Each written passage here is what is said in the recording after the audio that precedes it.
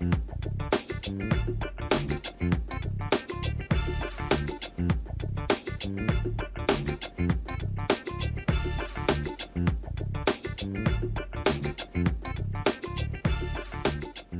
is Monday, September 18, 2023. Coming up on Roland Martin Unfiltered, streaming live on the Black Star Network. A black Alabama high school band director tased and arrested by cops in front of students after they told him to stop playing music after the game. He and his attorney will join us to tell us what happened. Orlando police were used against some black patrons at the downtown restaurant DoveCote because they were taking too long to finish their food and drinks.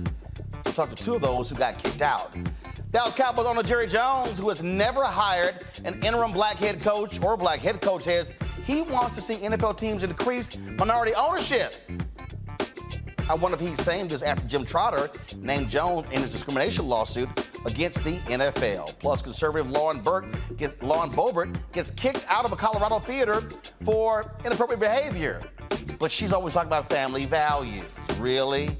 Really? And Jan Winter, the founder of Rolling Stone, literally says he did not include any black artists in his new book because they are not articulate. Rolling Stone fires back, and he's been kicked off the Rock and Roll Hall of Fame board of directors. It's time to bring the funk. I'm Roland Martin Unfiltered. On the Black Star Network, let's go. He's got it. Whatever the miss, he's on it. Whatever it is, he's got the scoop, the fact, the find. And when it breaks, he's right on time and it's rolling. Best believe he's knowing.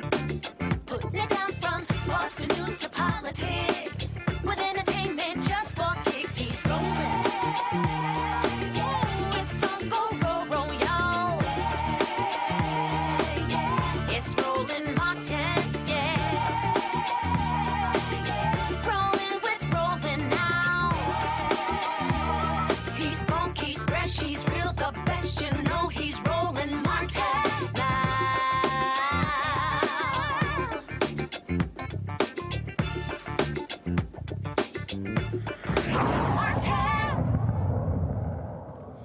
Folks, if you go to an HBCU game or even a black high school, there's a thing called the fifth quarter, and that's typically when the bands of both schools are playing music, sort of competing against one another. Well, in Alabama, that's what they were doing. And then police said they were trying to clear the stadium. They ordered both of the bands to stop playing music. One of them did, but then one of them did not. This took place on Thursday, where a high school band director was allegedly tased. He was tased and arrested for refusing to stop playing. Birmingham's minor high school band director, Johnny Mims, was tased by officers and faces disorderly conduct, harassment, and resisting arrest charges for not stopping his band from playing after the game. Johnny Mims and his attorney, Wanda Lynn Govan, join us right now. All right, so glad to have both of you here. So Johnny, walk us through. Game is over. Bands are playing. Is this common practice for your band and the opposing band? Hi, Roland. Yes, this is a normal practice for bands, and it's across the country, for bands to get together and play, tunes after the game. A lot of the parents and fans of bands, look forward to the opportunity because there's opportunity to showcase just the bands at that particular time. And we were just doing what is just customary for bands to do around the country. So how many songs normally are played, and how long do y'all normally play? It depends. It depends on the two directors of both schools. Usually they'll get together and they'll be communicated ahead of time of how long that would be. A normal song will last no more than maybe 2.5 minutes. I would say 3 minutes is really pushing it. And just in this case, again, both directors got together and said, hey, we're going to do play a couple extra tunes after the game. We're just going to do 3 tunes because, of course, it's Thursday night and we want to get our kids home because we did have, a school following day. But that's the thing that the kids look forward to, is that opportunity to showcase what they've been working on all week. So if you got 3 songs, let's say they go 2.5, 3 minutes each, 2 bands, we're talking a total of 18 minutes. How many songs had y'all played when the cops then approached you and said, stop playing music? Both the other school and our school had at least, both schools had already played at least 2 tunes. So y'all just had 1 song left? We only had 1 song left. Okay, so the police say they were trying to clear the stadium. Was that happening? And again, is this common practice? Did anybody communicate with them? Or I mean, so how did this thing escalate to you being tased? Again, those particular things I can't speculate on. I know typically the football teams, usually the fifth quarters that happen when both football teams are usually on the field. We have those opportunities for those teams to get together. They will usually pray, or they'll kind of go over some of the logistics or celebrate. And usually that's when the fifth quarter is happening. So you still have bodies in the stadium. You still had audience on both sides of the stadium that was listening to both bands. And so I'm not sure where what the concern was about clearing out the stadium. But again, we were just doing what we customary do. We traveled from our school over to that school to perform, and both bands have been looking forward to the opportunity to play against each other. And again, just provide good music. I mean, we work very, very hard, and so that's an opportunity for us to do those things. All right, so again, this thing it escalates and it escalates, and then you get tased. Now, the other band, I saw a story where they said the other band stopped playing. Was that actually the case? Now, I can't of course, speculate it because the other band was on the other side of the field. Of course, my back was to that band. So once we heard the music, stop, at that point, we thinking that they're done with their song, and then we're proceeding to play our final song. And so I can't speculate what happened on the side because, of course, they were all the way on the other side of the field, and my back was turned to the other school. So what is interesting here, again, just how this thing just sort of escalated. And so I'm still trying to understand. So walk me through. You're directing the band. How many cops approach you? What are they saying to you? Do they physically grab you off the bandstand? I mean, what happens? We've seen that we showed a video a little bit earlier, was played again, where it was not really clear what happened here. So what happened? So again, both bands were trading tunes. Once we get a second song, the other band started playing, and then that's when we had a officer come up and say, "Hey, you guys need to leave." And again, that was communicated to my assistant director.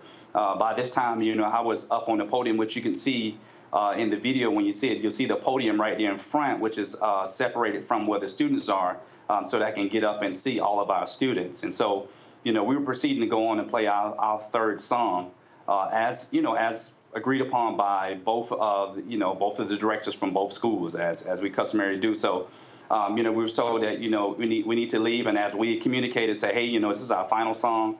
We'll be leaving after that point, and that and if anything, that further allowed them to be able to clear out the stadium more as we get ready to come out of the stadium. And again, I was on the podium conducting their group before we can even get to the end of the song, which the officer at that time was pretty much yelling over the stand. As we were ready trying to cut off that last song, they cut the lights off us, and so as I was telling I'm a dark-skinned guy, and so if you cut the lights off, it's going to be very difficult for me to cue the students on how to cut off, for the song, because again, they can't see me. And by this time, officer was already coming up the podium to pull me down off the podium. And again, I was pretty much confused at this time, like, hey, what did I do? Like, what am I, what's the problem? What is going on?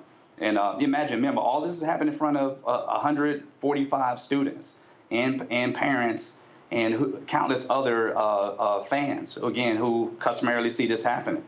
And so my logistics of everything, and to me, I still don't understand today why it should have escalated, because again, none of the songs we play along, that's something that the school that we attended, that's something they do on a weekend, on every week. And so I'm not sure why it escalated to the point it was. And again, my biggest thing was I was just trying as a citizen who does what he's supposed to do. I don't cause any trouble.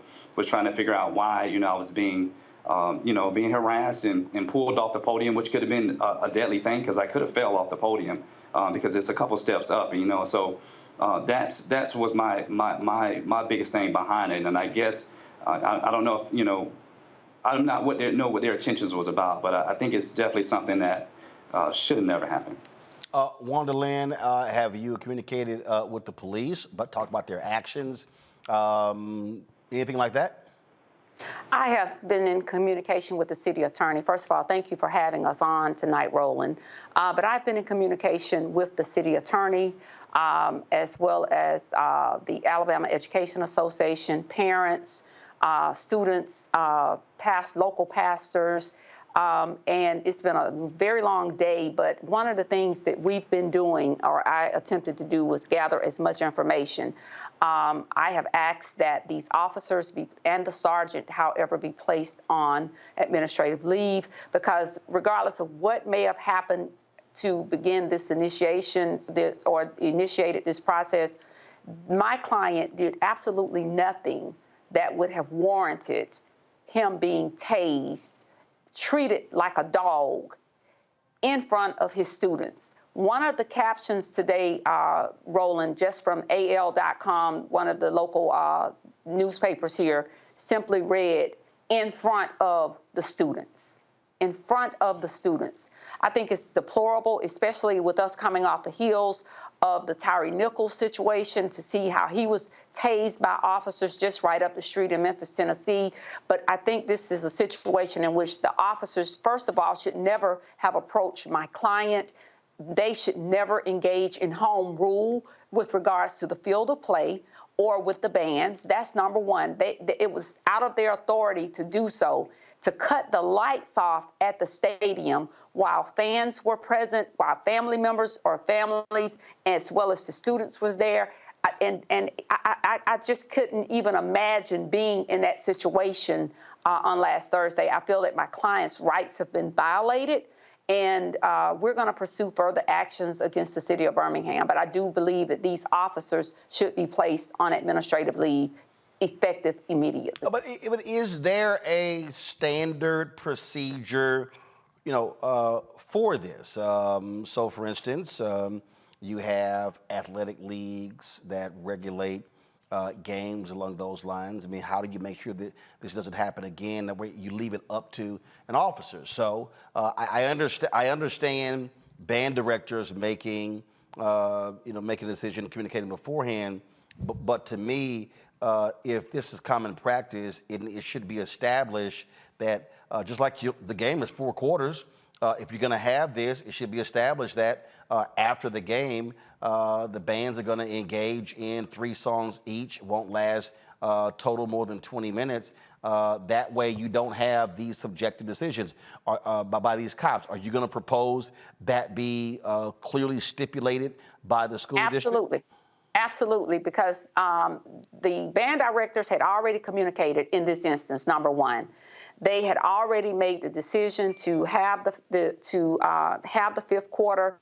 But my concern, Roland, is the actions of the officers, the excessiveness of the process. They should have been in a position on last Thursday to bring about a point of de-escalation. This right here was an overreach by those officers to purposely handcuff my client, tase him multiple times, basically throwing him to the ground. He ultimately ended up at the hospital. This was a matter of the police of Birmingham, police officers and the police force of Birmingham overstepping their bounds. This has never happened before, and it never should have happened this time, but I wholeheartedly agree with you. There should be standards that are written and put in place, but I am more concerned about the violation of home rule. There was no life, limb, or anything as a matter of in jeopardy with regards to public safety. This is bad policing 101 here in the city of Birmingham, which has one of the highest crime rates, murder rates in the country. We just lost a Birmingham firefighter who was killed in the line of duty at the fire station. They've not yet identified the person who's killed them.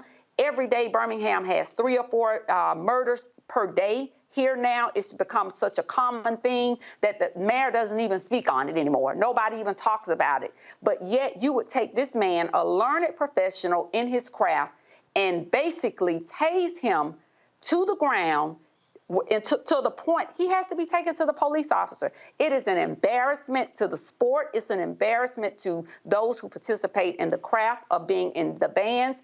We all know that's what the fans come to the game for most of the time, to hear the music, to see the kids, or whether it's on the collegiate level or what have you. But this instance right here, you've seen the video rolling. You've looked at it enough. I will go tomorrow and look at the body cam. But this, regardless of what happened, what are you charging him with? You should charge him with what you first stopped him for, and that's not a part of the charges. And the reason why is there was no justification for it. All right, then. Well, we follow the case to see what happens next. Wanda Lee and Johnny, we shall appreciate it. Thanks a lot.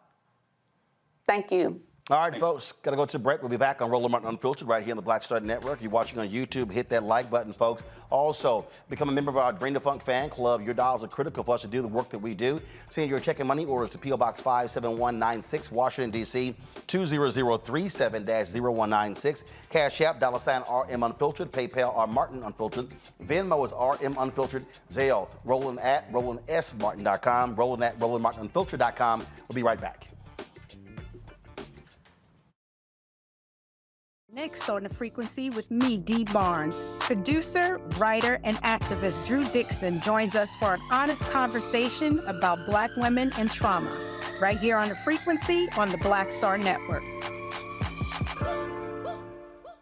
I'm Deborah Owens, America's Wealth Coach, and on the next Get Wealthy, you'll meet Jandy Turner, who took her love of sports, expanded her network, and created a thriving business. I settled on developing a golf event planning business, which in and of itself has been very viable for me. One of the things that I've learned from producing hundreds, if not thousands, of golf tournaments is that business gets done on the golf course. All on The Next Get Wealthy, only on Black Star Network. When you talk about blackness and what happens in black culture, we're about covering these things that matter to us, speaking to our issues and concerns. This is a genuine people-powered movement. There's a lot of stuff that we're not getting. You get it, and you spread the word. We wish to plead our own cause.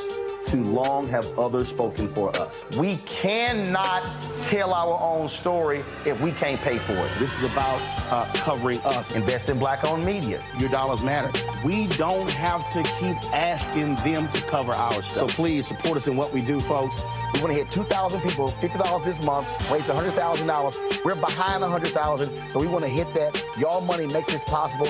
Check some money orders. Go to P.O. Box 57196, Washington, D.C., 20037-0196. The Cash App is $RM Unfiltered. PayPal is R Martin Unfiltered. Venmo is RM Unfiltered. Zelle is Roland at RolandSMartin.com. This is Essence Atkins. What's the love king of R&B, Raheem Devon? It's me, Sherry Shepard, and you know what you watch. You're watching Roland Martin Unfiltered.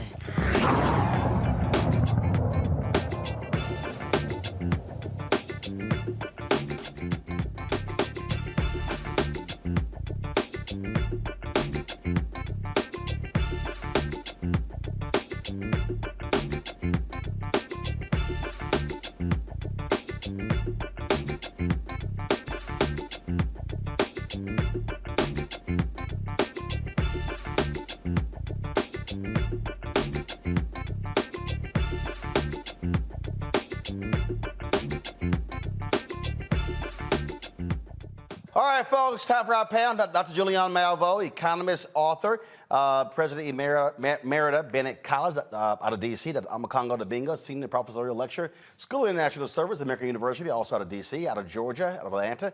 Rita Shannon, former Georgia State Representative. Glad to have all three of you here. We talk about this constantly, Amakongo, and what I'm trying to understand is from the cops perspective, it was Bain's plan.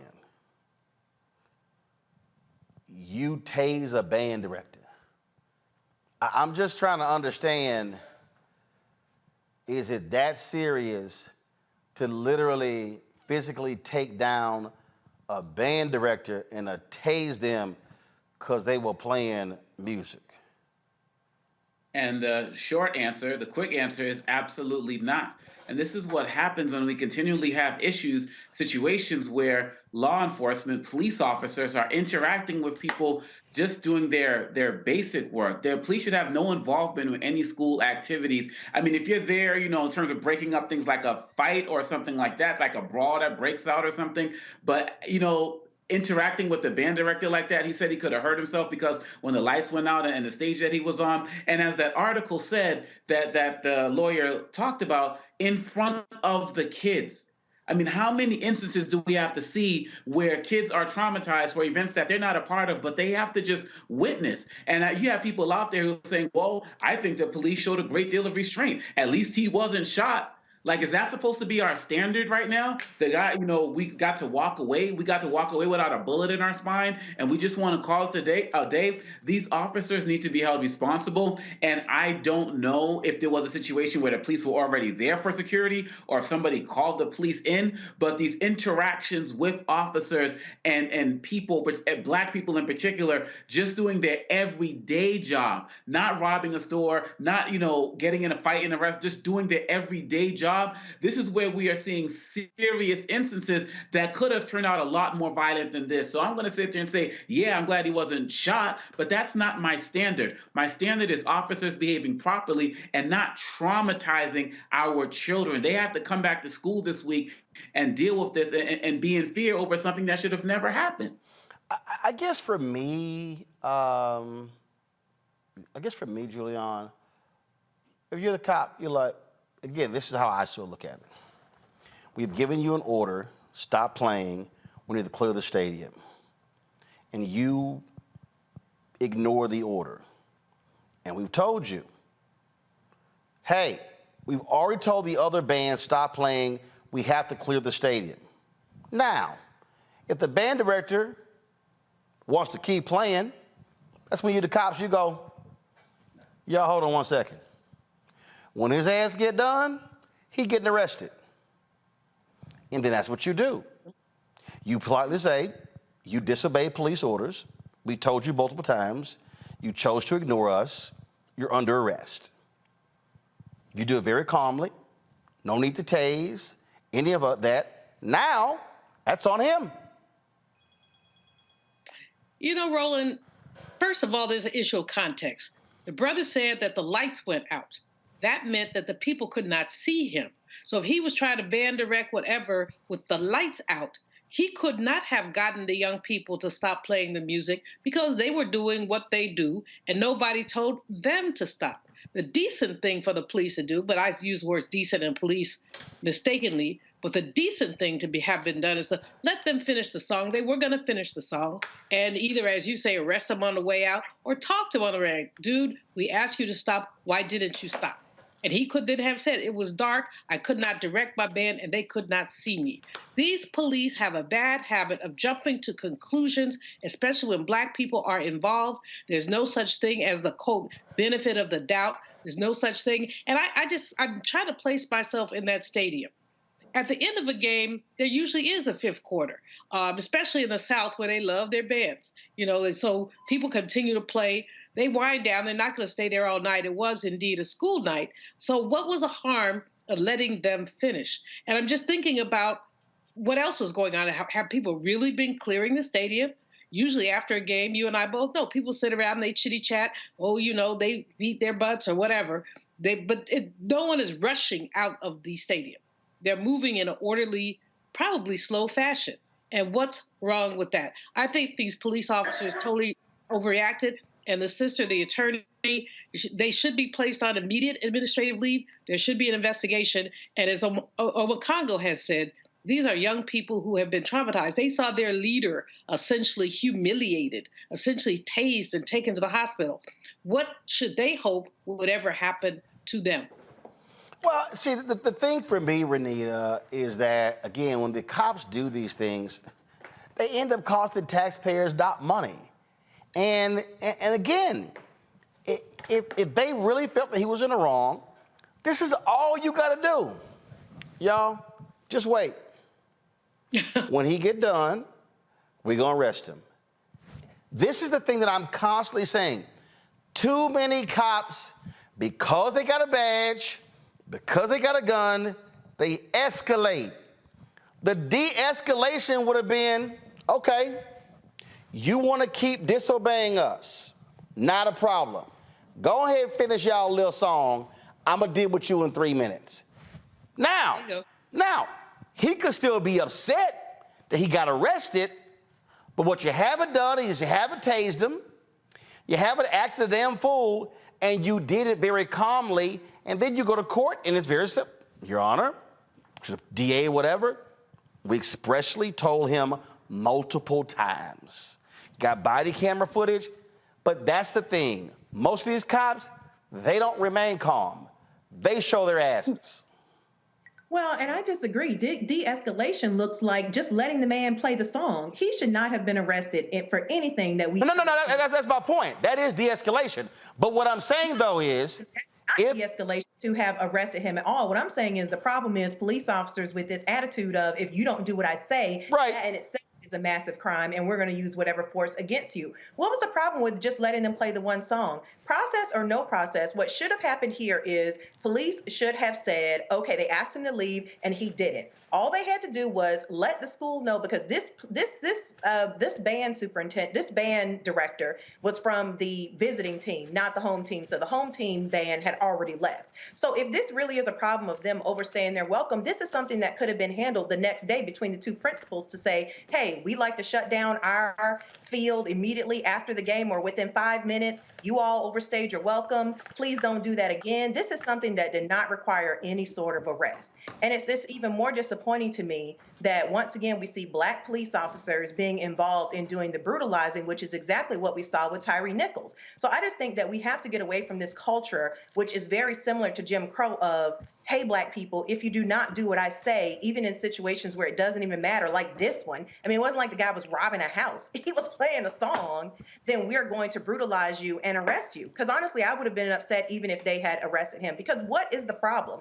They're playing a song. This was not some sort of public safety issue where if they didn't leave immediately, people were going to be at risk. It's just escalation for no reason. Yeah, and and again, there's a way you can handle this thing. And a way to handle this thing is very simple in terms of if you do not have an established procedure, if you don't have any of that, it's clear that that's what was needed. It's clear that, you know what, we need to have this so we know how to operate and move in the future. To me, I don't understand it. I don't get why they chose to take this course of action. And it's probably going to cost the city a lot of money. And I'm sure Mayor Randall Woodford is like, what the hell? Why am I having to deal with this nonsense right now? All right, folks, hold tight 1 second. Got to go to a break. We come back. Lots of stuff we want to talk about. Jan Winter, founder of Rolling Stone, showing he's a racist asshole. He literally said that, yeah, I'd include any blacks in my new book because they simply don't know how to articulate. Really? Now he's apologizing. Now he's apologizing. Also, Jerry Jones says he will walk across Texas in order to help minorities become owners in the NFL. After he was named in a lawsuit by Jim Trotter, a former black reporter of the NFL Network.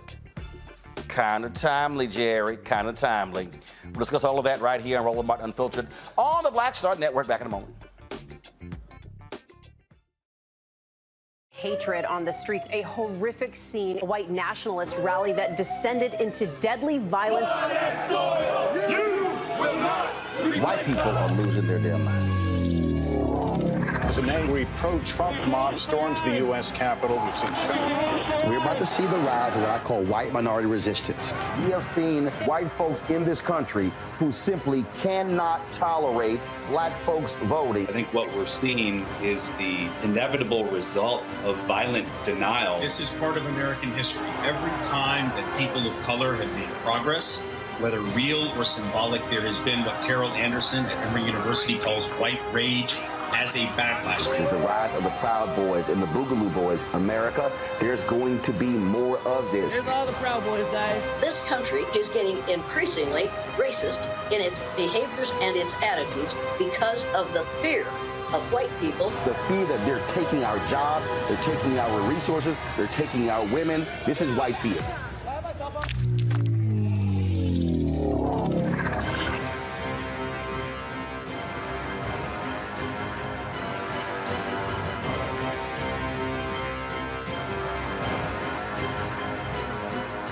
On a next, A Balanced Life with me, Dr. Jackie, we're going to be talking about common sense.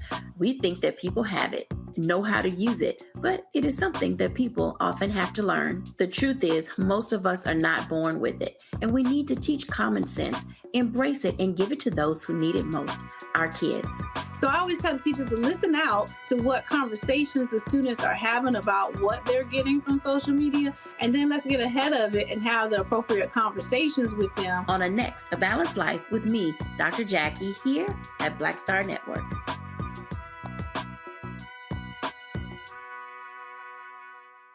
Hey, what's up, y'all? I'm Devon Frank. I'm Dr. Robin B., pharmacist and fitness coach, and you're watching Roland Martin Unfiltered.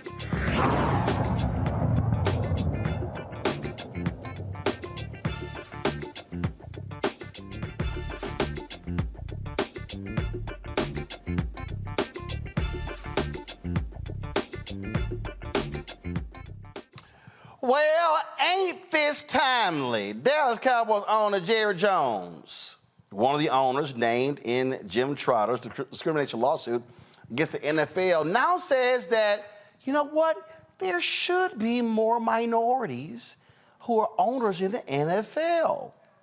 Now remember, this is what Jim Trotter quoted Jerry Jones as saying in his lawsuit, quote, "If blacks feel some kind of way, they should buy their own team and hire who they want to hire." Now Jones is singing a different tune. He made some comments to reporters about what he would do and how he is going to work to get more minority owners. Keep in mind, the Washington Post did a big old story on him a few months ago. And, you know, Jerry Jones is literally he is arguably the most influential NFL owner. And he also, huge Republican, conservative, one of those folks who was full of crap when it came to Colin Kaepernick, so-called standing with his players. We all know now that that was nothing but a PR move. And so now Jones, and he's still denying that he was somehow involved, that he made this comment just the other day, but that's what you're seeing. Now, here's the thing that's also interesting. Jerry Jones, when he was asked about this, he talked about how, oh my goodness, it was just so difficult for him, just so difficult for him to buy the team, and you know he really couldn't afford it. And then actually what he said is he would carry Magic Johnson piggyback, walk across Texas to get more black NFL owners. Let me see if I can pull this story up about in the Fort Worth Star-Telegram. Let me see right here. So here is the, give me 1 second. I just want to show y'all. Here we go. Let me find this comment. So go to my iPad. In this piece, they're talking about the fact that the NFL has no black majority owners among its 32 teams, only 3 black head coaches, 60% of the league black. Spent a lot of time talking to them, showing them and talking to them about how they could get in the NFL, Jerry Jones told Clarence Jones of the Star-Telegram. Multiple ways to address inequity, multiple ways to go do it. And certainly I would think about one way is to try to work to get ownership improved in the minority area. And I'm all for it, and I do it. I work at it.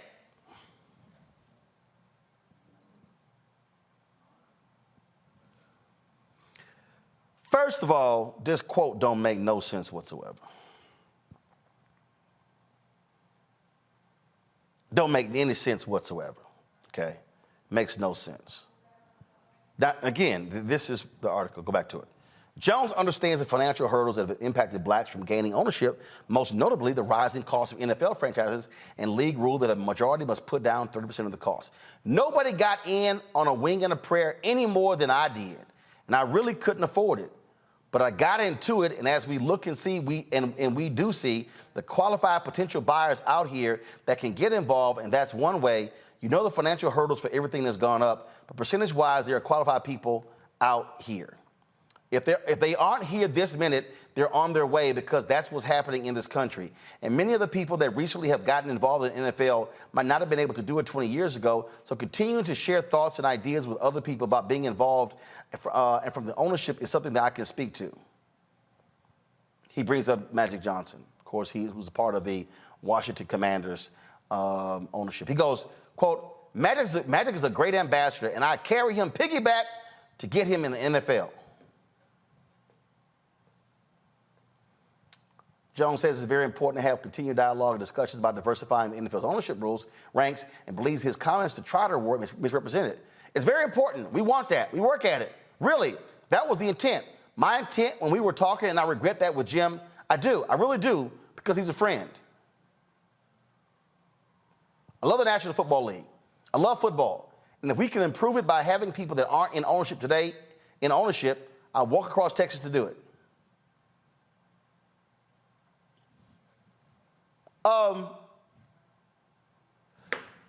Julian, anybody reading those comments, listening to those comments, would likely say, that's some bullshit.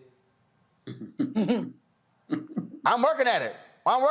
No, I really do. It's important. Boy, bye. The man sounds unhinged. Boy, bye. He sounds totally unhinged. No, he sounds defensive. But also unhinged because the stuff that what he's saying does not make any sense. Yes, he sounds extremely defensive, but I mean, also disconnected.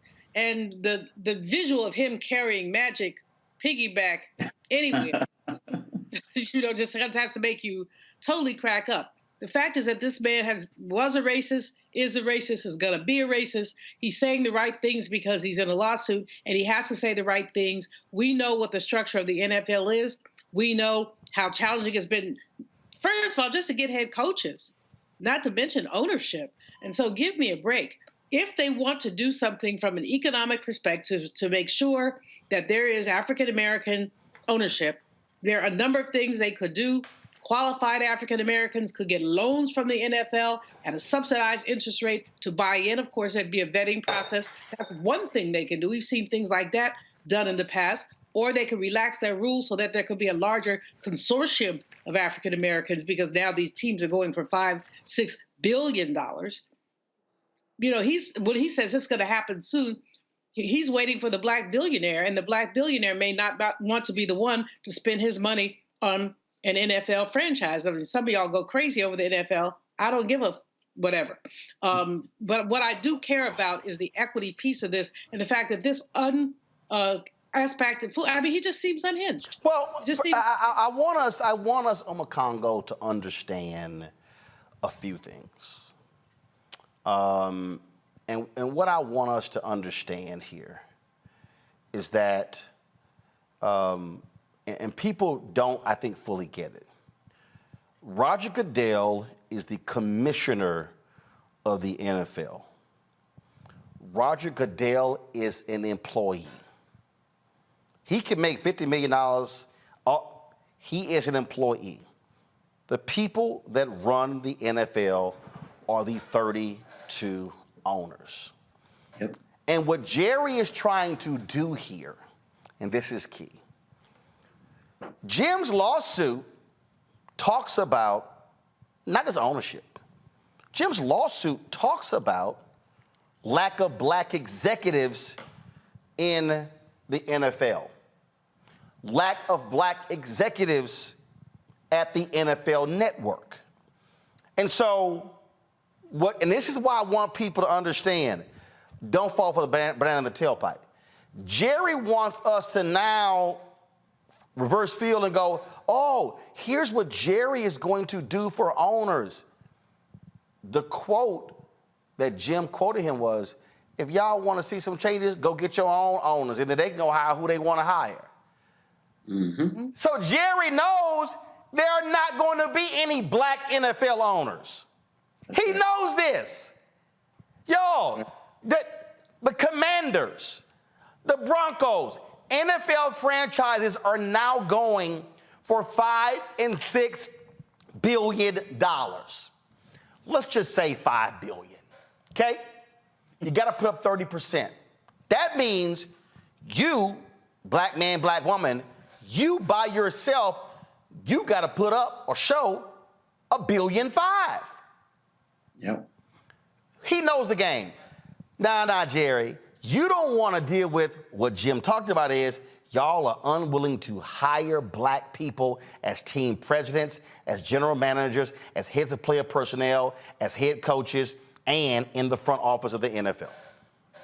And that's primarily led by Jones. I mean, this man is so slick. I mean, when you're talking about Kaepernick and the whole thing with the knee, he was slick to make sure that he took a knee with the team before the anthem was played, but then at the same time said, no one will put a knee down and still stay on my team. He's very good at performative statements and comments. As one of the most powerful, if not the most powerful owner in the NFL, he clearly had the ability and the wherewithal to put an infrastructure in place to start to lead towards any type of black ownership. The only non-white ownership is with the Panthers, with the Khan, couple. When we see that, and so with Jerry Jones, and also that lawsuit also has stories of so many other racist statements that he said, and the Buffalo Bills owner, allegedly saying, go back to Africa if you don't want to play. And so this stuff is about to really hit the fan. And I think Jerry Jones knows that some of these things that have been said about him and alleged in this lawsuit, I think some of them are going to come out and be proven to be true. And so he's trying to get ahead of it by saying that he's always been about this. But like you said when you started the show tonight,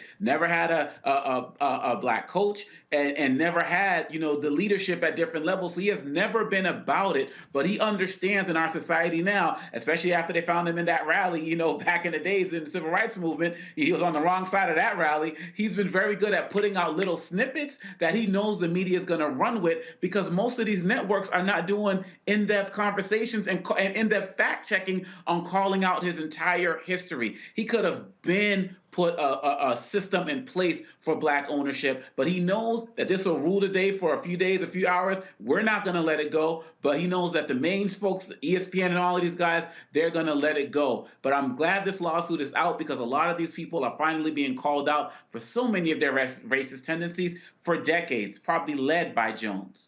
Renita, we ain't falling for that banana in the tailpipe. Bottom line is, Jerry, you ain't escaping this. First of all, Khan's the owner of the Jaguars, not the Panthers. But two, the reason he can't escape this, they can't force Jim Trotter to go to arbitration or mediation. They want this to go to court. They can do it with coaches and players. They can't do it with Jim Trotter being a reporter for the NFL Network.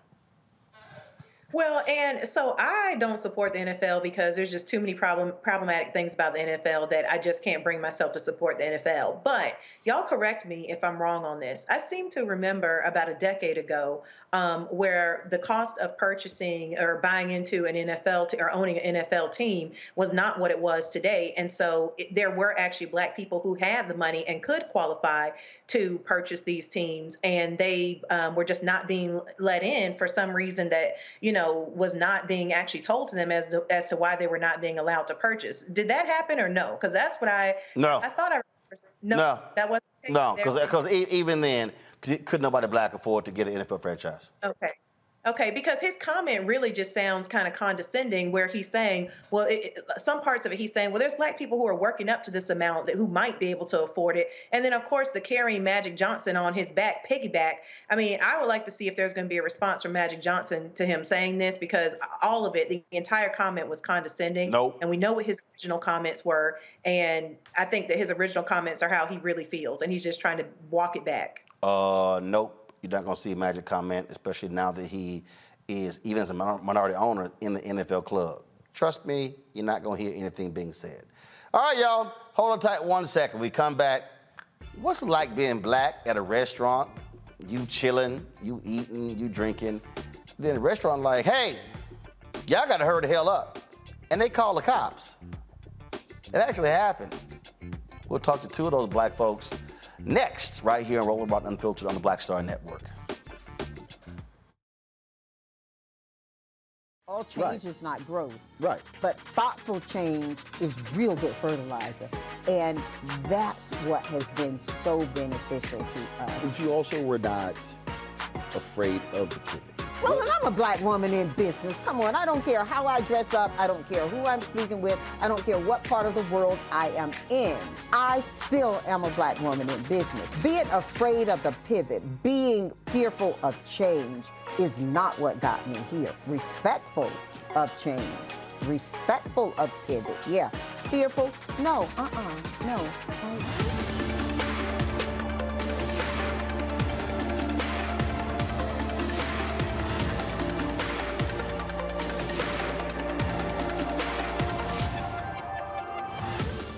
Next on the Black Tape with me, Greg Carr. What do Deion Sanders, a lawnmower, and the phenomenon of invisible labor all have in common? They're all now part of, shall we say, a colorful lore at our historically black colleges and universities. Our Master Educator Roundtable convenes to explain it all as we explore the good, the bad, and the downright ugly of one of Black America's national treasures. That's next on the Black Table, right here on the Black Star Network. I'm Faraji Muhammad, live from LA.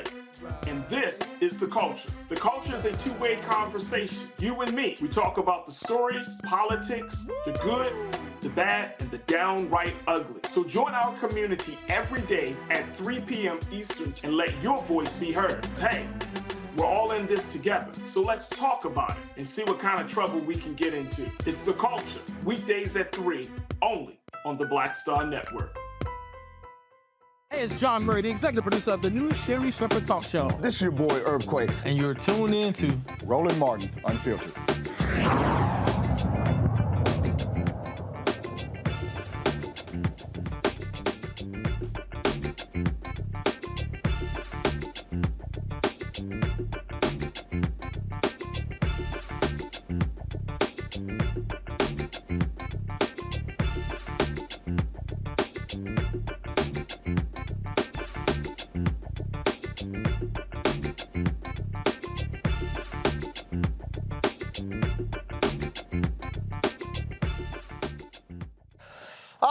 Saturday night, you and some friends are meeting up for dinner and checking out some jazz entertainment. You're enjoying the evening. You're still ordering drinks.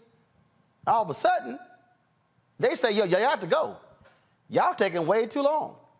That actually happened to a group of black folks eating at a restaurant called DoveCote in downtown Orlando. The manager, Kyle Tased, called the cops on a party of 5 to have them removed. Another patron left a review on Google and said they were told the cops were called because the black folks refused to pay their $600 bill, which actually had been paid. Yeah, straight up. Now, pull a video up, y'all. I need to hear the audio. I'm just letting you know. I mean, it is what it is. We can't really do once they want to because it's private property, but... Guys, I don't understand. Completely understand, but to let you know that we haven't done anything other than sit here, enjoy our meal, pay whatever is due, and just have a good evening. I got you. I don't blame you. He stopped our drinks from coming over. Oh, did he? Yeah, I'm watching it. Okay. They said that they canceled the drinks, so you don't have to pay for any of that, but they canceled the order, so there's nothing more, like, the thing that y'all are owed that's outstanding. So they said they canceled. Okay. I mean, if anything, what I would do, if I were you guys, I would bring it higher to him. Just call on Monday, or when it's tomorrow, it's probably Sunday, he might not have a manager. Call on Monday and go higher than him. That's what I would do, because they want you trespass right now, and it's better to honestly leave before it's on paper, then you can't ever come back. Don't know if you ever would. We'll never come back. Yeah, but you get what I'm saying. But I would call and ask for like a manager. And I get it. Go ahead and trespass. Well, trespass me because I don't want to come back, but I want to have that documentation of what they've done. I'll see if they want to come back. Everybody else just ignored the bill. Does that make any sense? But either way, we can I'm going to go ahead and trespass me because I want to have it on documentation because I will take this a little bit further than what we're dealing with right here. Well, even if everybody else don't have to. But even if we don't get that on paper, I'll give you the case number. And if you guys want to get this pulled, it's public record. That instead of getting it on paper and all that, because then that goes into like city records and stuff. Going higher is his daddy. You what? Going higher is his daddy. I'll take it. I mean, I have to deal with everybody. No. My thing is that I'm in good with the mayor's office. Everything else, there's a lot of volunteer stuff that I do. He doesn't understand the position that I have and what he's done. I will definitely bring this up very quickly. That's your best. So whatever footage you have, Bring the course of action out. Right. That's your best way to go about it. And I always tell people he didn't even try to come talk to us. He said, if you don't leave him, call the cops. And again, that is weaponized. Again, come on, in this day and age, it truly is weaponized. The cops. Honestly, that's really good. Have you been recording like since you? All right, folks, joining us right now is Leon Gant and Stephanie Tolbert. Both of them were two of those folks kicked out. Glad to have both of you on the show. First off, Leon and Stephanie, so how many of y'all were actually at the restaurant? There were 5 of us, Roland. Leon and his wife, Heather, and Kevin Ballinger and his wife, Kendra, and then myself. And I made this reservation about a month ago on Open Table, and I did it because this group, Take 5, was going to be there, and that's how I found the venue. And nowhere on the Open Table site, nowhere on the restaurant site was there any notification or documentation of a time limit on how long we could dine. And so we were never told that when the hostess took us to our table, when the waiter took our order, we were never given any kind of timeline. So this was just a surprise. So they claim there was a time limit. Roland, we were never given any type of timeline. No, I'm saying this, I'm just trying to understand. Are they claiming that there's a time limit for each table? Yes. Okay. Yes. So have you seen that was it on the door? Was it on a stand at check-in? Was it on the menu? So was it posted anywhere that there was a so-called time limit? No, sir. No time limit. Not posted, not told to us. Gotcha. How long were y'all there? For the time where they first started to come and try to usher us out, maybe an hour, maybe an hour and a half. Hour, 15 minutes, hour and a half. Okay. So this restaurant y'all were at, they had live entertainment? Yes, sir. So typically, I mean, I've been to a lot of places where they actually have live entertainment. And when they do, you're like there for a while. You're like 2.5, 3 hours because of live entertainment. Right.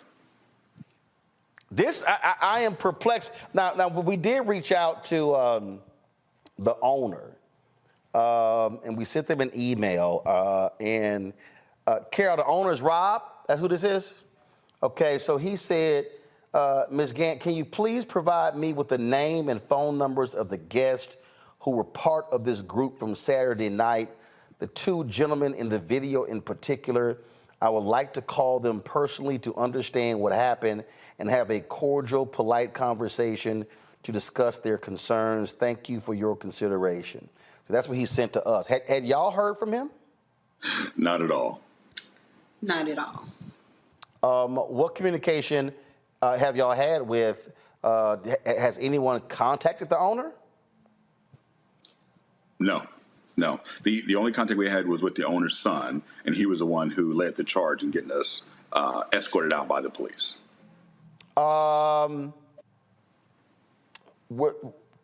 So were y'all actually escorted out? Well, I can tell you this, Roland.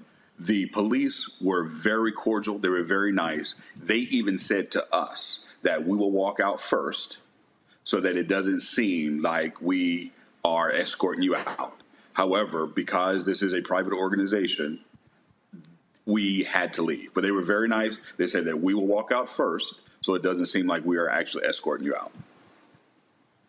I'm just, I mean, again, and let me be real.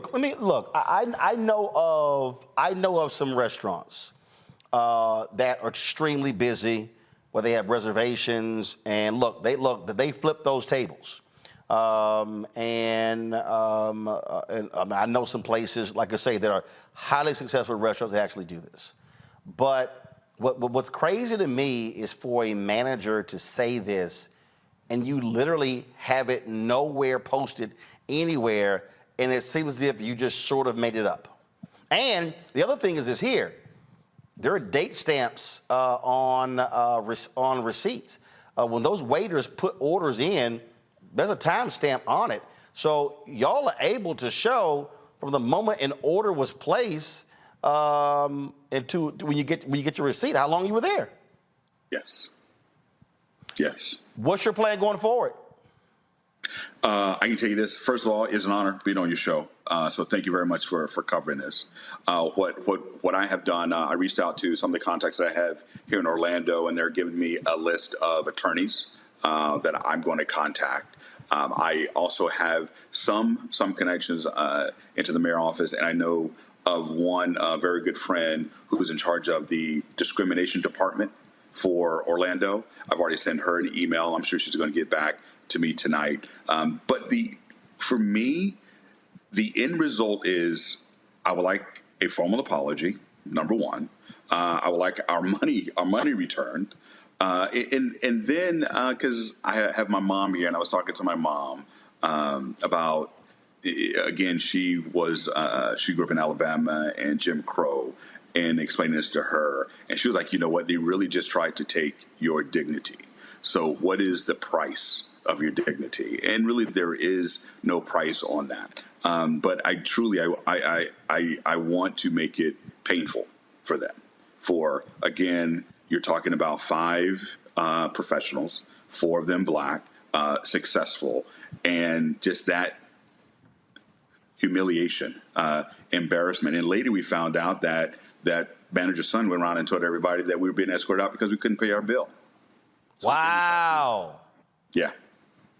It was just very humiliating, Roland. I mean, at the end of the day, when we walked out to wait for the valet for the car, there was another family that had been approached by the event coordinator that they needed to leave as well. And we didn't get them on camera, but so this isn't something that was just isolated to us. There were some other Black families that were impacted, and they were celebrating their dad, the husband's birthday. It was just no excuse. Again, we deal with these stories all the time. And unfortunately, this is what I always say, it is the reality of what it means to be Black in America. Keep us apprised of this case and what happens next.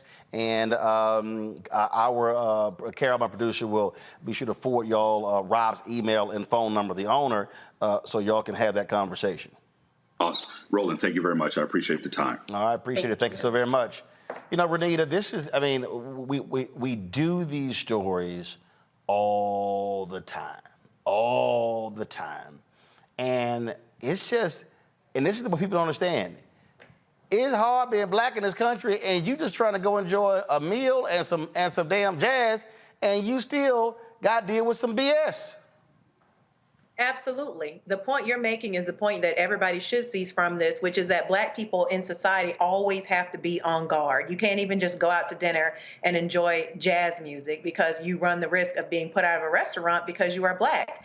This also makes the point of why Black media is so important. I'm glad you're covering this story because I have not seen this covered by any other news outlet. And if it were not for this show, I think a lot of people would not be even aware that this had happened. And you heard the two, the folks who you were just interviewing, they said that another Black family was put out. So this is like a pattern. I think kudos to the police. They handled the situation exactly the way that they should have. They did not escalate. They understood that, you know, they should not have been called out for this. And they tried to keep things very fair, giving them the opportunity to make sure that they were not even embarrassed by this incident. And so I think that, you know, the point you made earlier about with there being live music, when you have live music, that encourages people to sort of hang around, and that turns your restaurant restaurant into a little bit of a hangout place. And so nothing about this story really makes any sense as to why they were asked to leave, because typically restaurants that have a time limit of how long you can stay, they tell you that up front when you make the reservation. They tell you that when you sit down. And as you heard from the guests, they said that they were not informed of any of that, and we know why they were asked to leave. Congo. This is going to escalate for many reasons, but one of the things that I'm thinking, because it's Florida and what's going on in the country, like the brother said to the cops, in this day and age, this is what you're doing. This is, Ron DeSantis stand, right? And people are going to take advantage of this to add to their propaganda machine. They're going to say, oh, we're pro-police, we're pro, they're going to take this to a level that it doesn't need to go to because they have nothing else to stand on. And that's why it's really important that we are covering this, because they're going to need our support. That media machine, those politicians down there, I'm assuming that the owners of this restaurant are kind of well connected with these types of people to feel like they can get away with something like this. So yeah, I applaud the police, but I also applaud that group of 5 people in keeping their calm in situations like that, because like you said, being Black every day in America, we deal with so much, and sometimes we just had it, and we know what the consequences can be, but it's just too much. And so they kept their composure in that particular situation. I'm very happy that the right cops showed up. Cops with de-escalation training, kept their hands on their, vest the entire time, because all it could have taken, I think there were about 3 or 4, maybe 4 or 5 cops there rolling. All it could have taken was one wrong cop, and we could have had a situation just like we were talking about in the Alabama story at the beginning of the show. And so I'm grateful on all of those fronts, but we shouldn't have to just be grateful for that. You know what, Julian, there's some people, I see the comments, they're like, well, why we always be the calm one? But see, this is one of those situations why you sit there and you say, you know what, we're going to be real calm because y'all ass is going to be cutting a check. I have a notoriously bad temper. And no, really? Yeah, really. And so I was talking with my therapist actually, it was about a year ago, because something occurred on my campus and I kept my cool. And because she said, when you go off on people, you become the story. When you walk away, they become the story. And actually, one of my colleagues asked me at a brunch if I ordered the fried chicken. And I was about that far from going off. Instead, I was just like, do you know that the provost's office ordered the food? Then the food comes back with, but I saw you eating fried chicken. So I just put my hand up and walked away. But then when I was coming to Congressional Black Caucus, it was right before caucus, I was on the red eye and I was crying. I mean, I wasn't crying, sobbing, but tears were rolling down my face. And I said to myself, girl, what's going on? Went and looked in the mirror and said, you mad because you didn't go off on that Maryland farmer. So I ended up coming to my house in D.C. and writing that fool an 800-word memo that tore him about 5 new ones. I said, who are you? Buzzy Zoller, and I'm Tiger Woods. Dr. Meyer says, when people tell you who they are, believe them. Oh, I went on. It was vintage. That was on a Wednesday. He quit on Friday. In the middle, HR had called. Everybody had called. But I don't like being the calm one, but sometimes the calm one is much more effective. So this brother, those 2 that you interviewed, they were perfect. But these are Black professionals who are used to going out on the town, listening to some music and just kicking back. I've been to restaurants that have a time limit, but they tell you when you sit down, the next seating is at 8 o'clock, which is y'all got to be up out of here in a few, by 7:45. But they tell you, you don't just pull that like a rabbit out of a hat when you think there are too many Black people in the restaurant that day. I hope the brother, and I like the way he's going about it, very orderly. I hope that he sues. I hope that he gets, here's something ironic though, Roland, real quick. This very restaurant, they tried to shut them down a couple years ago, and they filed for discrimination with the city. They said they have been discriminated against when, for some reason, some zoning reason, they were trying to be shut down. So they know discrimination. They've experienced it, and they have chosen to practice it. And not only shame on them, but with anybody in Orlando, don't go there no more. This is a perfect boycott opportunity. Yep. Oh, absolutely. And I think that, and this is one of those things, and let me remind people, y'all have heard me quote this on many occasions. If people would actually go back and read or listen to Dr. King's speech on April 3rd, 1968 at Mason Temple, Dr. King said point blank, we are not going to patronize places that do not respect us. And remember, Dr. King also said, remember he said, Jesse, what did you call it? We're going to redistribute the pain.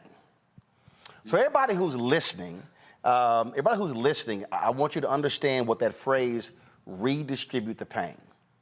So, for the black folks who were sitting at that table, who had to suffer the indignity, when you hit them in their pocketbook, and then when you tell other black folks, don't show up here, and then when you force them to apologize, you have now redistributed the pain.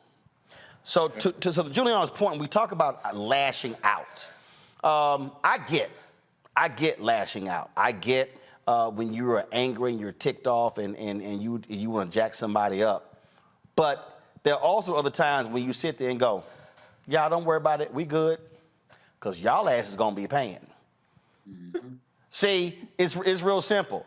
I've dealt with crazy folks at airlines who acted a fool and who get smart with me, like the white woman in Las Vegas at the United Airlines counter, who said, oh, please call the CEO's office. I was like, oh, boo, trust me. I said, oh, boo, trust me. You will be hearing from the CEO's office when I get done with you. Now, I could have showed my ass, but I wanted her to understand, oh, no. You keep typing on your little computer there, whatever little report you typing up. Trust me, there's going to be a problem on your end when I'm done. Absolutely. And so what's the name of this restaurant again? Let me see. Hold up. What is it again? DoveCote. I wrote it down. Yep, DoveCote. DoveCote. So DoveCote. So if you're in Orlando, I see no reason why you should drop by DoveCote until Rob. So here's what's his name? Rob, Bob. What's his name, Carol? Okay, so so this is what I want here. So Rob, I know you watching. So Rob, you're gonna need to meet with the 5 of them, and y'all gonna have to come to an agreement. And then Rob, my advice, you're gonna need to come on this show to also explain to black folks then how you gonna fix this problem, how you gonna deal with your son. Because frankly, Rob, if we break this down and the waitress and everybody else start talking, your son should not be managing anywhere near that restaurant. And you need to be dealing with your son in some serious classes on how to actually be a manager. So I can't wait to see what happens next, and we'll be looking forward to it. So again, I want to thank our guest. We're going to go to a break. We come back. We're going to talk about racist Jan Winter, Rolling Stone. He said he couldn't find no articulate black people talk about music. He need his ass whooped too. We'll be back on Roland Martin Unfiltered on the Black Star Network.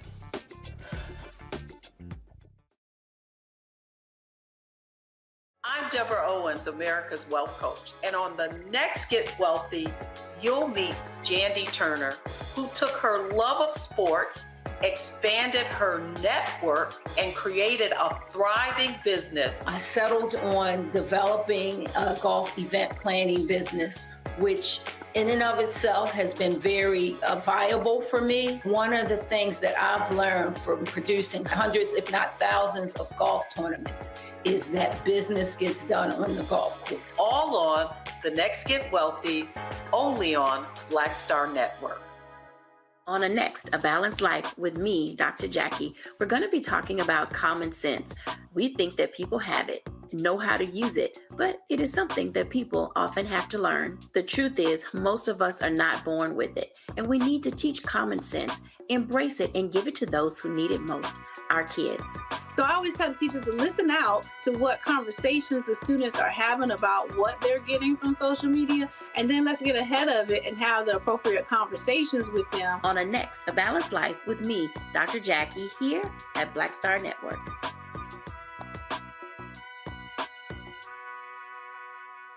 Next on The Frequency with me, Dee Barnes. Producer, writer, and activist Drew Dixon joins us for an honest conversation about Black women and trauma, right here on The Frequency on the Black Star Network.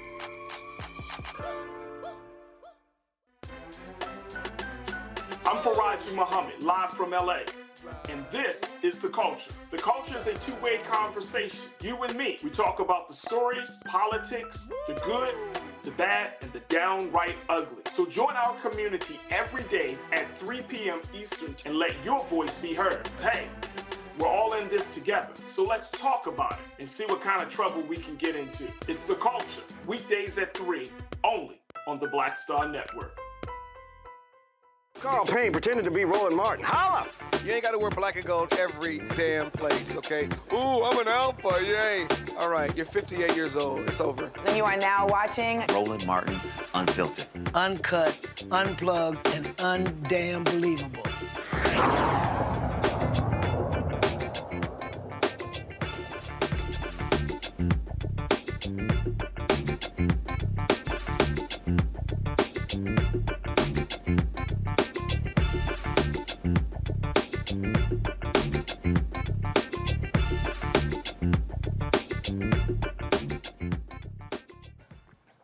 If you're wondering, how could some people so-called be down, but then show they some racist assholes?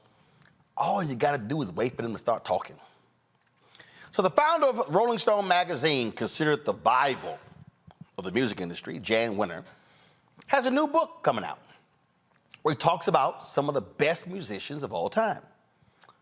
The book is called Masters. It highlights the contributions of only white male artists. Now, Winter was interviewed in the New York Times about his book. And this is actually what he said to the New York Times. Black and female artists just don't articulate at the level of their white male peers. Now again, the 7 musicians, keep it right there: Bono, Bob Dylan, Jerry Garcia, Mick Jagger, John Lennon, Bruce Springsteen, Peter Townshend. Now, the reason that's interesting, that particular list right there, especially Peter Townshend, because my man got some history. My man got some history. He's with the Who, and he's made some interesting comments, in the past. Go back to that list again. Pull it up. I mean, first of all, he talked about articulate. I don't know about y'all. I don't understand shit that Bob Dylan says. Now, I don't understand anything about Dylan. I don't know what about Dylan talking about, so I don't know how I can call Bob Dylan articulate. Because I'm just letting y'all, hey, maybe it's generational. People talk about the greatness of Bob Dylan. I ain't got a single y'all know how I feel about music. I ain't got a single Bob Dylan song on my phone. Because I don't know what the hell he's saying. So I'm just trying to figure out how Bob Dylan is so damn articulate. That's just me. Well, y'all, things moved real fast against Jan Winter. First of all, again, this story blew up big time. Folk began to talk about it. Now y'all know Jan issued an apology. It came today. But he was removed from the Rock Hall of Fame leadership after those particular comments. You can go to my iPad right here. And so I'm talking about, y'all, he got removed with the quickness. This was Saturday. Jan Winter has been removed from the board of directors of the Rock and Roll Hall of Fame Foundation, the Hall said Saturday, a day after his comments were published in the New York Times. Yep. They were like, yeah, player, you got to go. They said, you got to go. In fact, I want to read the full quote because we only had that quote. I want to read the full thing. So come on, go back to my iPad. So when he was asked why he didn't interview women or black musicians, he said, it's not that they are inarticulate, although go have a deep conversation with Grace Slick or Janis Joplin. Please be my guest. You know, Joni Mitchell was not a philosopher of rock and roll. She didn't, she didn't, in my mind, meet that test. Okay, first of all, you can't go interview Janis Joplin because she did. So we can't go talk to Janis Joplin because she gone, she dead. So I don't know how we gonna go talk to Janis Joplin. Okay, go back.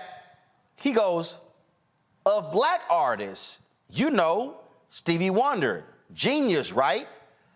I suppose when you use a word as broad as masters, the fault is using that word.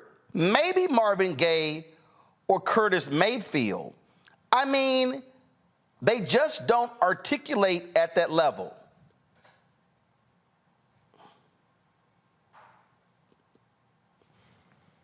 So he's saying that a Marvin Gaye or a Curtis Mayfield or even a Stevie Wonder, you couldn't consider them masters of the craft?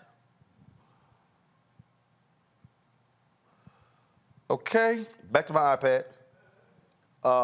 Winner, through his publisher, apologized. In my interview with the New York Times, I made comments that diminished the contributions, genius, and impact of black and women artists, and I apologize wholeheartedly for those remarks. I totally understand the inflammatory nature and badly chosen words and deeply apologize and accept the consequences. Oh yeah, your ass gonna accept the consequences. See, what folk need to understand, Jan Winter ran Rolling Stone with an iron fist. All of these artists, they all want to be featured in Rolling Stone. Remember when they put these lists out of the best singers or the top hip hop? Folks, then their arguments, how so-and-so on the list? So black folks are arguing over a list that white folks assembled. Really? So what Jan Winter is really showing you, this is what Jan Winter has been thinking all this time. All this time. And so you want to write a book called Masters. How in the heck? See, y'all, Rolling Stone named Aretha Franklin as the greatest voice America has ever produced. And you putting a book together called Masters and Aretha not in it? I mean, from her singing to her understanding of music, I mean, Aretha was a total package. But see, now I need people to understand when we talk about music and how other people are determining greatness. See, those of you who are watching, understand something here. Now you begin to understand why you didn't have an appreciation for Little Richard, for Chuck Berry, Bo Diddley. In fact, there was a video I saw. I need to find it. And it was a conversation with Chuck Berry, Little Richard, and Bo Diddley. And Elvis came up. And they were talking about, again, greatness and the music. And folk need to understand why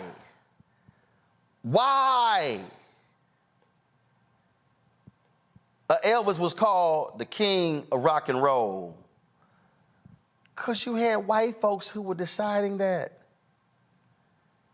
And they were not going, even black folk created all of this stuff. They were never going to give black people the credit for them being geniuses. And Jan Winter makes this comment. Y'all find that clip for me. I'm still looking for it as well. In fact, y'all might have remembered when Little Richard was at the Grammys. And this actually happened at the Grammys in 1988. Watch this. They take everything I get. They take it from me. He can't get that, though. All right, now. Wait a minute. Look at their hair. I used to hide Easter eggs in mine. Look at it. Now? Shut up. The nominees for the Best New Artists are... Oh, you all sure you want me to say that? I didn't have nothing to say. I thought I wasn't going to say nothing. And the Best New Artist is... me. I have never received nothing. You all ain't never gave me no Grammy. And I've been singing for years. I am the architect of rock and roll. They never gave me nothing.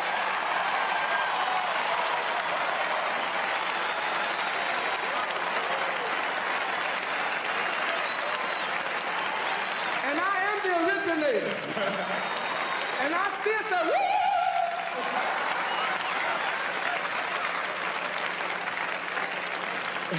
And the winner is still me.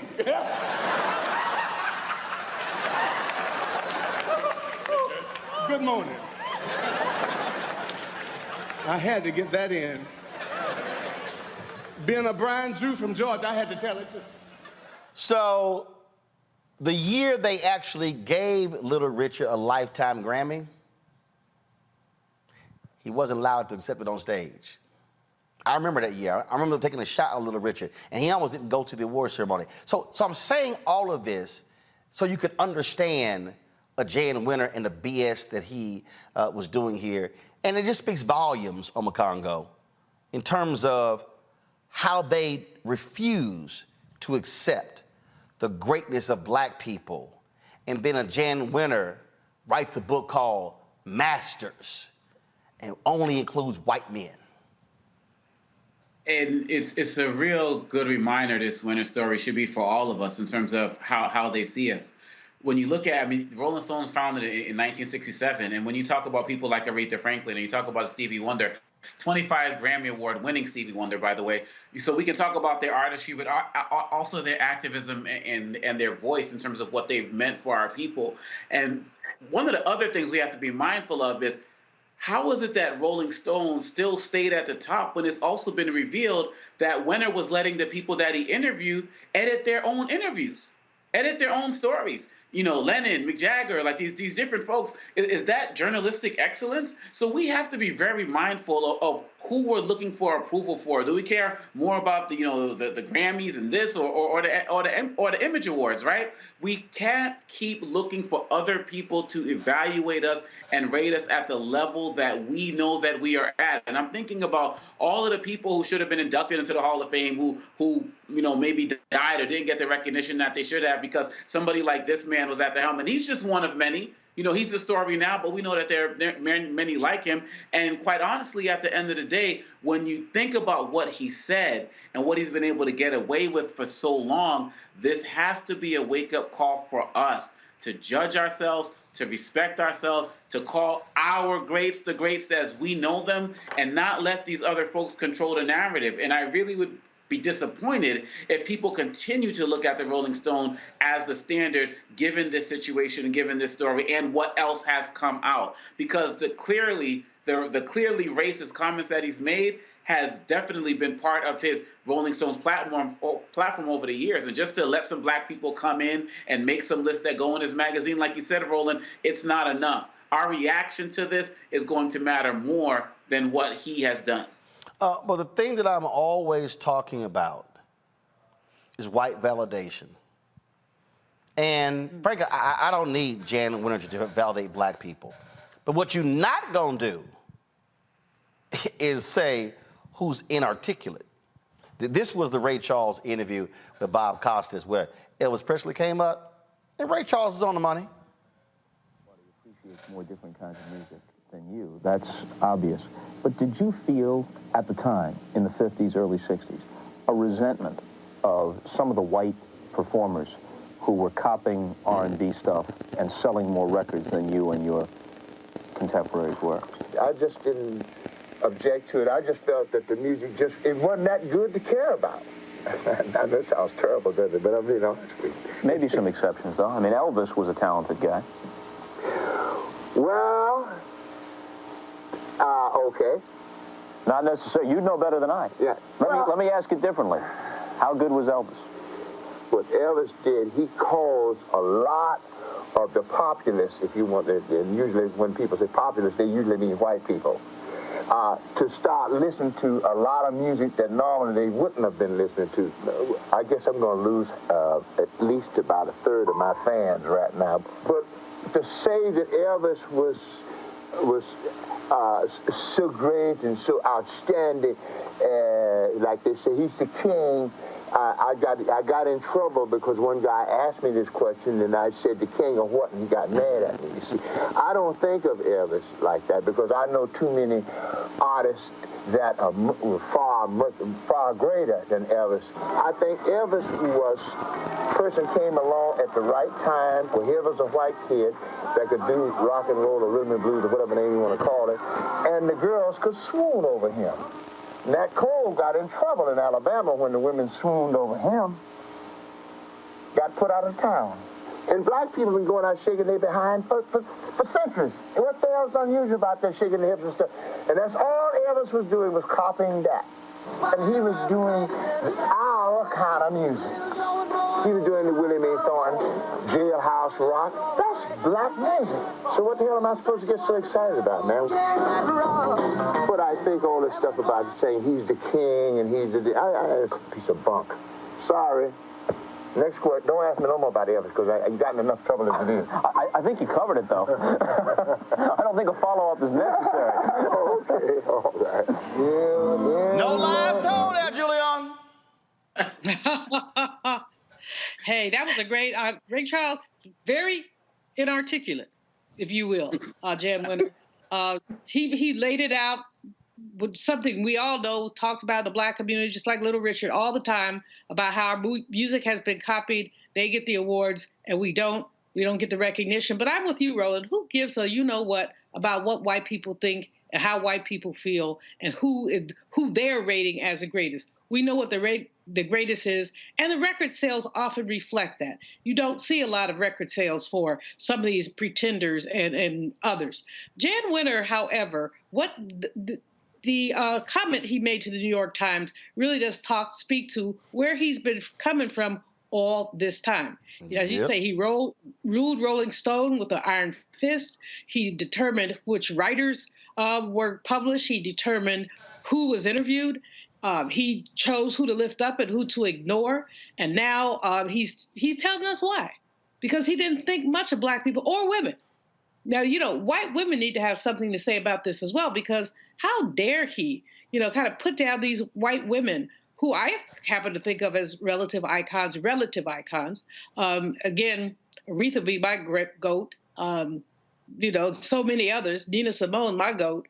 Of course, that's not rock and roll, but that's just truth and truth. But in any case, he's shown us who he is. And Doc Meyer always says, when people tell you who they are, believe them. And so the Rock and Roll Foundation acted appropriately and swiftly, and he does not need to be associated with anything that has anything to do with rock and roll. I don't believe in cancel culture, but I believe in silencing fools, and he has proven himself to be a fool. Before I get this final comment, I did find the clip. This is Bo Diddley, Little Richard, and Chuck Berry.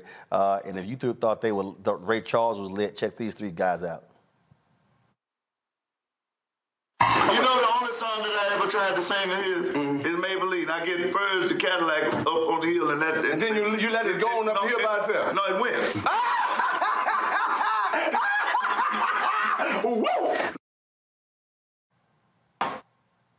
We came along, the whole thing changed. All of a sudden we became a no-no. What is this? This is devil music. Well, I say this. It was still a little Jewish boy that got it over the country with Alan Freed, my favorite brother. Amen. He still got it over the country, and he did a good job. I love you, Alan. Oh, Alan! See, because it wasn't anything that we were doing so wrong. It was just that people were so slow to accept change. You was black. Tell him again. Will you tell him, man, again? You was black. black, and they didn't want that black image over their kids. You was a hero. Well, see, but and your kids was looking up to you, and they didn't want their kids looking up at kids? What kids? They didn't want the white kids looking up at this big old greasy black guy out of Georgia, out of Mississippi, or out of Chicago. They want their kids to see a little smooth white boy looking pretty and on duty and looking Rudy, you know. And so here's a black guy out there singing and screaming and beaming and screaming. They said, no, no, no. The thing here, Renita, is very simple. Again, it is the denial of the greatness of African Americans. And then when you put it in a book form, then it becomes, it's Jan Winter, then it becomes the ultimate voice. Right. It's total erasure. And the comments that you brought up were exactly what I was thinking about, which is why it's so important for us to tell our history, because it is an indisputable fact that Black people created rock and roll. Now, we can argue about exactly who came first and who gets the credit of being the actual creator, but it is well done. Black people. Sister, but I'm saying three people specific, like no matter how you slice it, it's Black folks. Because Sister Rosetta Tharpe, who sang gospel music, was the first person to come along with an electric guitar and play those types of chords, which led to Little Richard being able to play those types of chords and putting it to secular music. And then along came Chuck Berry. So we can argue about which one of them are the creator, but any way you slice it, it's still Black folks. And so this stuff matters because even in the list of people that he is saying that he interviewed for his book that is about rock and roll, those people even give credit to Black artists for starting it. Mick Jagger talks about the influence that Little Richard had on his career. And so this stuff does matter. No, white validation does not matter, but it matters when it turns into money and resources. I was just telling a friend this weekend that it is a sad, sad fact that Elvis and Pat Boone actually made more money off of covering Tutti Frutti than Little Richard did. And that's insane because many people may not know the voice of Pat Boone, but people know what Elvis sounds like and they know what Little Richard sounds like. Now you just imagine the song Tutti Frutti as we all know it with Little Richard singing it, the creator of that, and you imagine Elvis singing that, and there's absolutely no comparison. But those two made more money than he did. And so this type of erasure is just completely wrong. And I just think that his comments were so disgusting looking at the history of where rock and roll came from. And you're absolutely right. All right, folks, that is it. I appreciate it, Julian Omakongo, as well as Renita. Thank you so very much. Folks, do me a favor. Be sure if you're watching on YouTube, hit the like button, folks. Again, that impacts the algorithm, so we appreciate if y'all do that. Support us in what we do. Download the Black Star Network app, Apple phone, Android phone, Apple TV, Android TV, Roku, Amazon Fire TV, Xbox One, Samsung Smart TV. You can also, of course, send your check and money orders to support us. Send your check money order to P.O. Box 57196, Washington, D.C. 20037-0196. Cash App, $RM Unfiltered. PayPal, R Martin Unfiltered. Venmo is RM Unfiltered. Zelle, Roland at RolandSMartin.com. Roland at RolandMartinUnfiltered.com. And of course, be sure to get a copy of my book, White Fear, The Browning of Americans Making White Folks Lose Their Minds. Available at bookstores nationwide. Download the audio version on Audible. Folks, that's it. I'll see you tomorrow right here on Roland Martin Unfiltered on the Black Star Network. Have a great one. Holla! Folks, Black Star Network is here. Oh, no punches! I'm real revolutionary right now. Support this man, Black Media. He makes sure that our stories are told. Thank you for being the voice of Black America, Roland. Stay Black. I love y'all. All momentum we have now, we have to keep this going. The video looks phenomenal. See, there's a difference between Black Star Network and Black-owned media and something like CNN. You can't be Black-owned media and be scared. It's time to be smart. Bring your eyeballs home. You dig? Pull up a chair. Take your seat. The Black Tape. With me, Dr. Greg Carr, here on the Black Star Network. Every week, we'll take a deeper dive into the world we're living in. Join the conversation only on the Black Star Network. Hi, I'm Dr. Jackie Hood Martin, and I have a question for you. Ever feel as if your life is teetering and the weight and pressure of the world is consistently on your shoulders? Well, let me tell you, living a balanced life isn't easy. Join me each Tuesday on Black Star Network for A Balanced Life with Dr. Jackie. We're all impacted by the culture, whether we know it or not. From politics to music and entertainment, it's a huge part of our lives, and we're going to talk about it every day right here on The Culture with me, Faraji Muhammad, only on the Black Star Network. I'm Deborah Owens, America's Wealth Coach, and my new show, Get Wealthy, focuses on the things that your financial advisor and bank isn't telling you, but you absolutely need to know. So watch Get Wealthy on the Black Star Network.